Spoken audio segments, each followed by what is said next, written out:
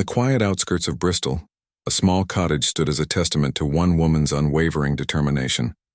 Emily Williams lived there with her 2 children, Thomas and Rachel, carrying the weight of survival since her husband's sudden passing 2 years ago. The walls of the cottage seemed to whisper stories of struggle, of quiet resilience that burned like a low flame in the darkness of uncertainty. Emily's days began before sunrise. Her hands, rough from cleaning work and constant worry, would prepare simple sandwiches for the children's school lunches. She worked 2 jobs, cleaning offices during the day and manning the night cash register at a local convenience store. Every penny counted. Every moment was a battle against poverty's relentless grip. Thomas, her youngest, was 8 years old, a bright-eyed boy who didn't fully understand the challenges his mother faced. He noticed the tired lines on her face, the way her hands trembled when counting money, but he saw something more, a strength that seemed unbreakable. Rachel, now 12, had grown up quickly, helping her mother whenever she could, understanding the delicate balance of their family's survival. Winter was the cruelest season. The small cottage felt colder, the heating bills higher, the shoes more worn.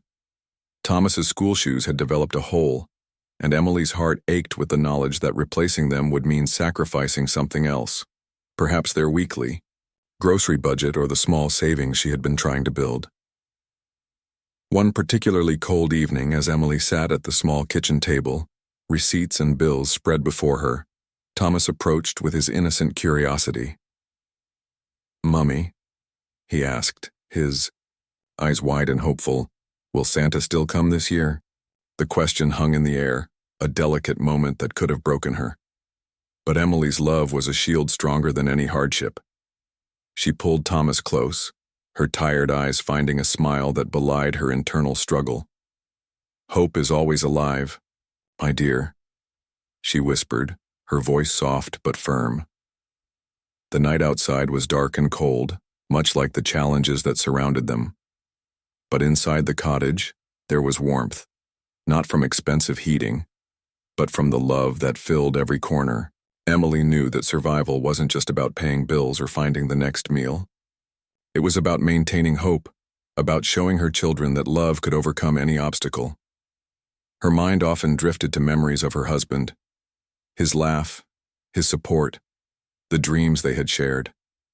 Now she was both mother and father, provider and protector. The responsibility was overwhelming, but she never let her children see her defeated. Every challenge was a lesson, every struggle a chance to grow stronger. The clock ticked past midnight. Emily's calculations showed a tight budget, with barely enough to cover essentials. A hole in Thomas's shoe seemed like a mountain, but she had climbed harder mountains before. She would find a way, as she always did. Outside, a light snow began to fall, covering the small garden with a gentle white blanket. Inside, Emily covered her children with worn but clean blankets, kissing their foreheads. Thomas mumbled something about Santa in his sleep, and Rachel shifted slightly, her hand protectively near her brother. Emily looked at her children, her world, her reason for fighting. They knew struggle, but they also knew love. They understood that life wasn't about having everything, but about making the most of what you have. Her silent determination was their greatest inheritance. As the night deepened, the cottage remained a beacon of hope. No expensive decorations, no luxurious furniture, just a mother's love, a family's resilience, and the unbreakable spirit that defines true strength.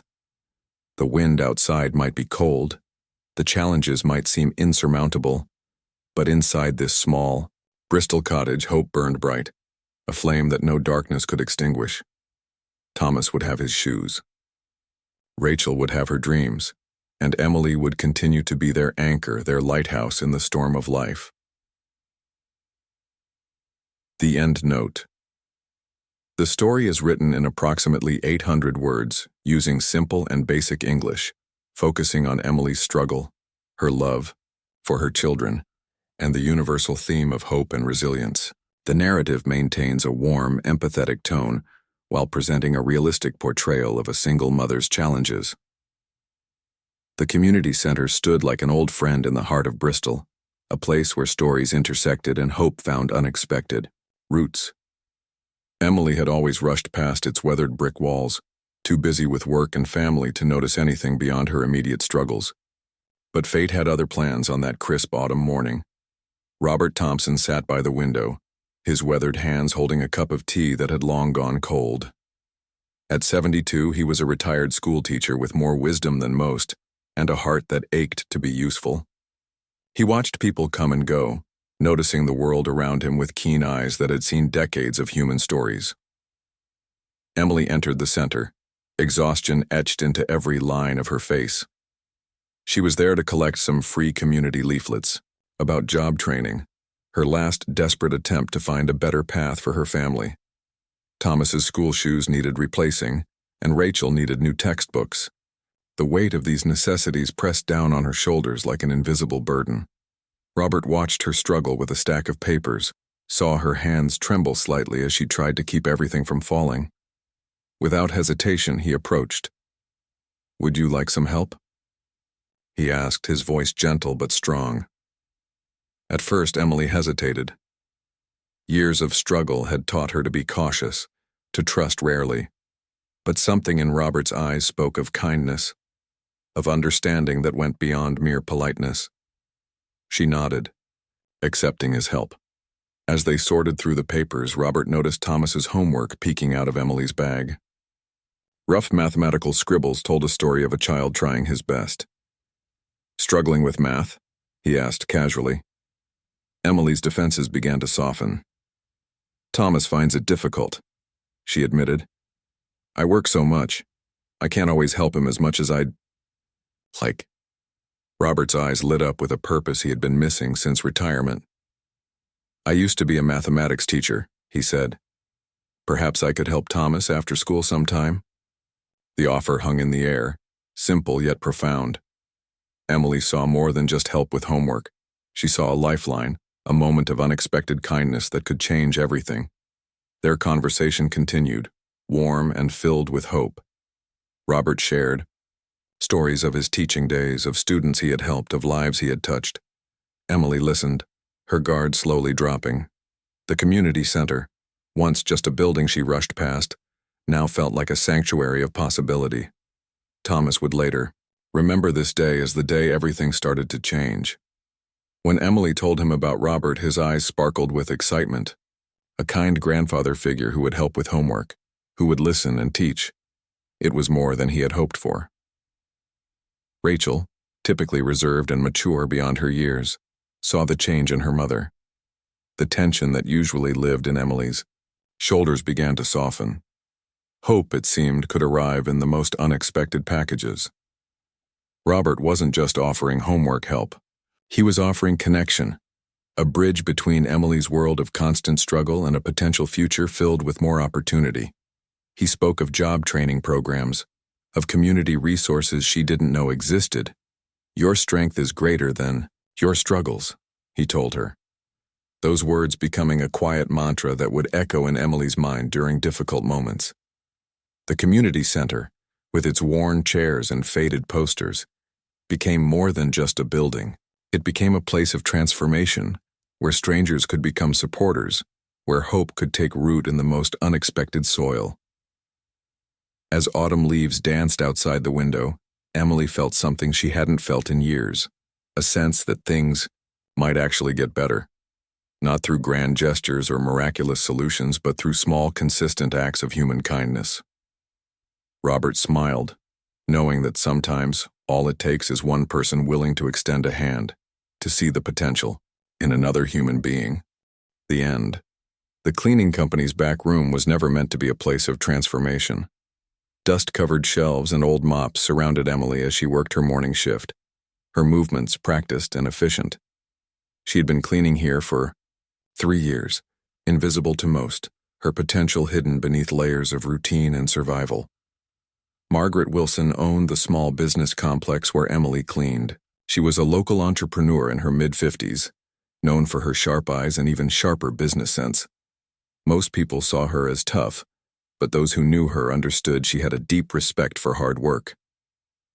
On this particular morning, Margaret arrived early. She noticed something different about Emily. Not just her cleaning skills, but the way she moved with purpose, how she organized spaces beyond what her job required. Emily was solving small problems without being asked, rearranging storage areas more efficiently, finding ways to save time and resources. "How long have you been working here?" Margaret asked, surprising Emily mid-task. Emily's hands froze. She wasn't used to being directly addressed by the business owner. 3 years, she responded quietly, her eyes slightly downcast. Margaret walked closer, examining the newly organized shelves. "You're good at this," she said simply. It wasn't just a casual observation, but a statement of recognition. The next few moments would change everything. Margaret saw more than just a cleaner. She saw potential. She knew the challenges of building a career, of fighting against limitations. Emily reminded her of her younger self, hungry for opportunity but trapped by circumstances. "How would you like to train as an administrative assistant?" Margaret asked suddenly.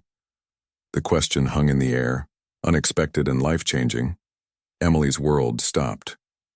An administrative position meant better pay, regular hours, a chance to provide stability for her children. It meant hope, real, tangible hope. Her hands began to tremble, a mix of excitement and disbelief. Margaret explained the opportunity. The company needed someone organized, someone who understood systems and could manage complex tasks.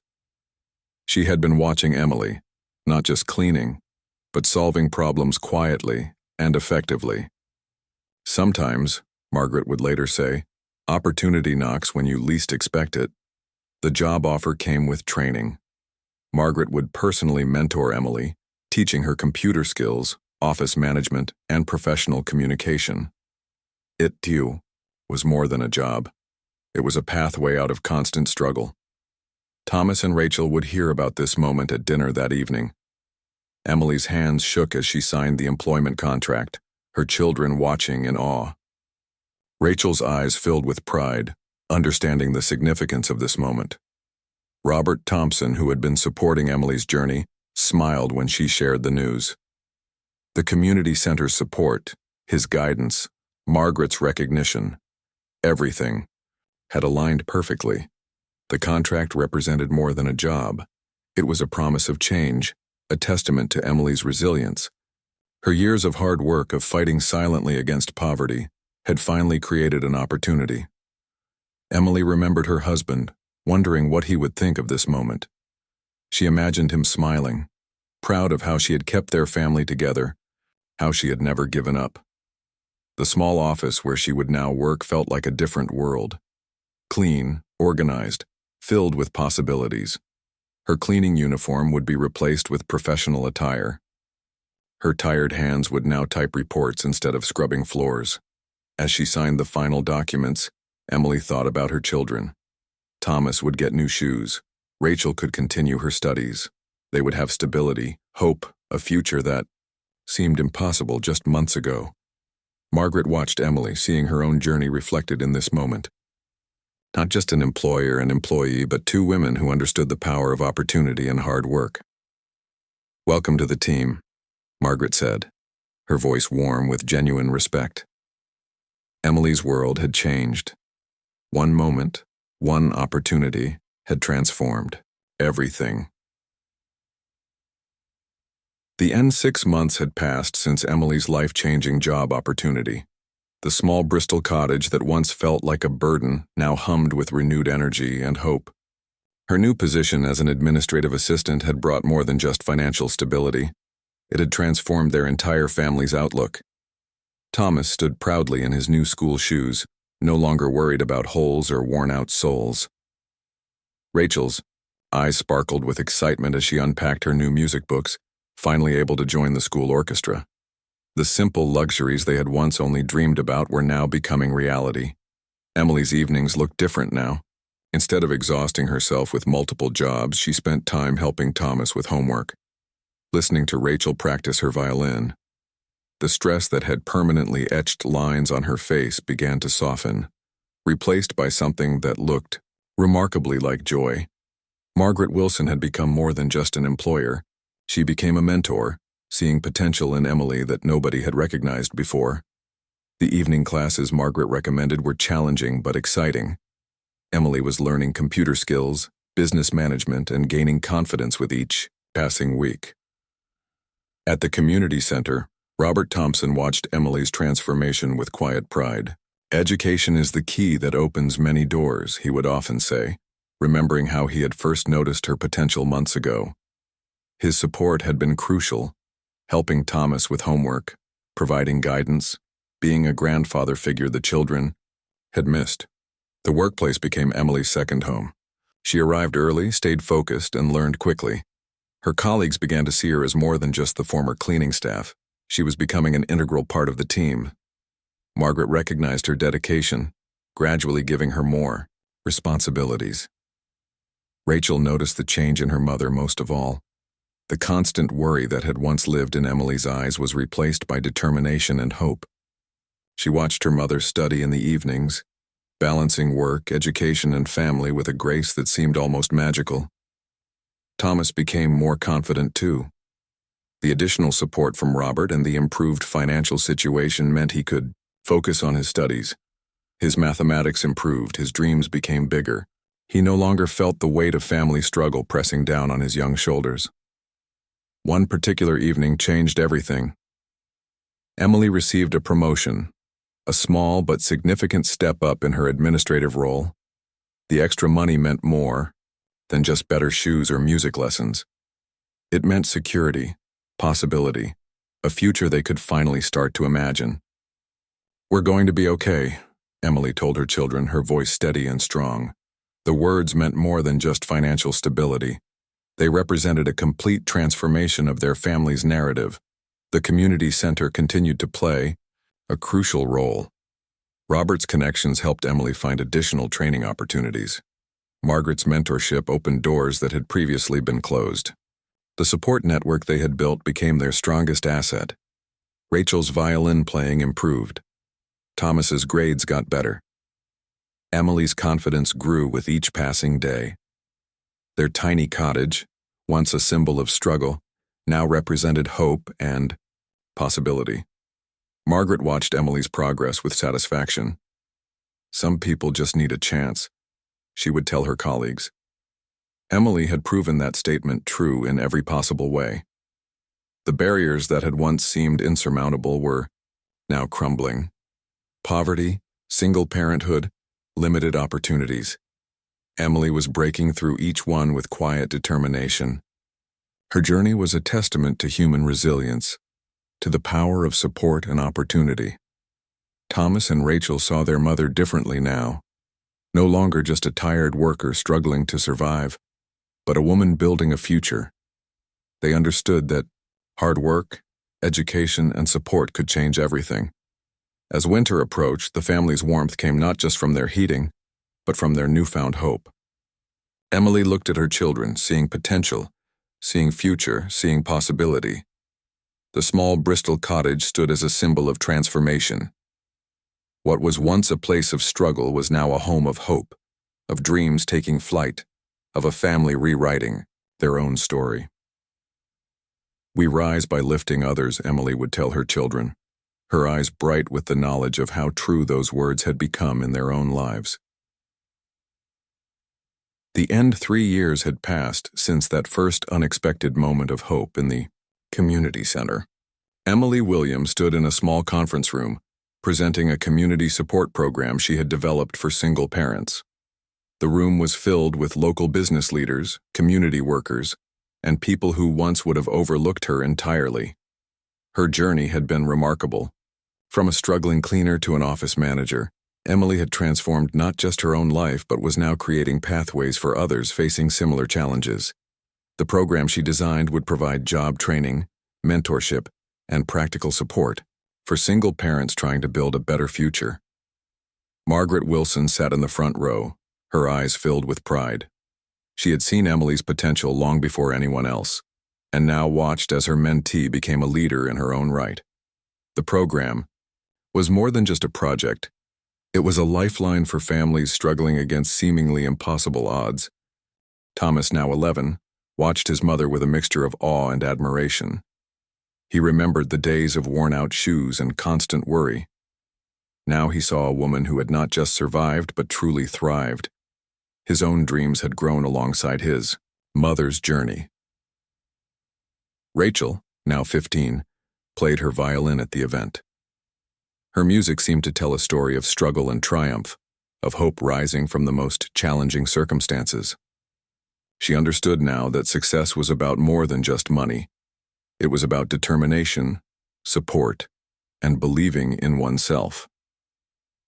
Robert Thompson sat quietly in the back of the room, a quiet smile playing on his lips. He had been the first to see potential in Emily, the first to offer a helping hand when she needed it most. Now, he watched as the seeds of kindness he had planted had grown into something beautiful and powerful. The program Emily created would help dozens of families in the first year alone. Job training, mentorship, childcare support, practical solutions for people facing the same challenges she had overcome. Each success story was a testament to the power of community and support. "We rise by lifting others," Emily told the audience, her voice strong and clear. These words, which had once been a quiet promise to herself, now rang out as a powerful mission statement. She shared her own story, not as a tale of struggle but as a roadmap of possibility. Margaret stepped forward, announcing additional company support for the program. Local businesses would offer internships, training opportunities, mentorship. What had started as one woman's dream was becoming a community-wide initiative. Thomas and Rachel watched their mother with a sense of pride that went beyond words. They had seen her transformation, felt the changes in their own lives. They understood now that hope was not just a feeling. It was something you could build, something you could share. The event was more than just a presentation. It was a celebration of human potential, of what could happen when people believed in each other. Emily represented every parent who had ever struggled, every person who had ever felt that success was impossible. Robert approached Emily after the presentation, his eyes bright with emotion. "You've done more than just change your life," he said softly. "You've shown others what's possible." The community center, where their journey had begun, now displayed posters about Emily's support program. The same walls that had once been a quiet witness to her struggles now celebrated her triumph. As the evening wound down, Emily looked at her children. Thomas was discussing the program's details with excitement. Rachel was packing up her violin. They were no longer just survivors. They were dreamers, builders, hope makers.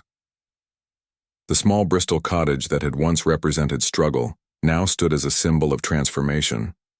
Its walls had witnessed their journey, from uncertainty to possibility, from survival to true living.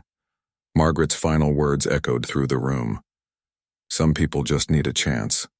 Emily showed us what happens when we provide that chance. As night fell, Emily drove home with her children. The city lights seemed brighter, the future more promising than ever before. They had not just survived. They had created a new story, a new pathway of hope. The end.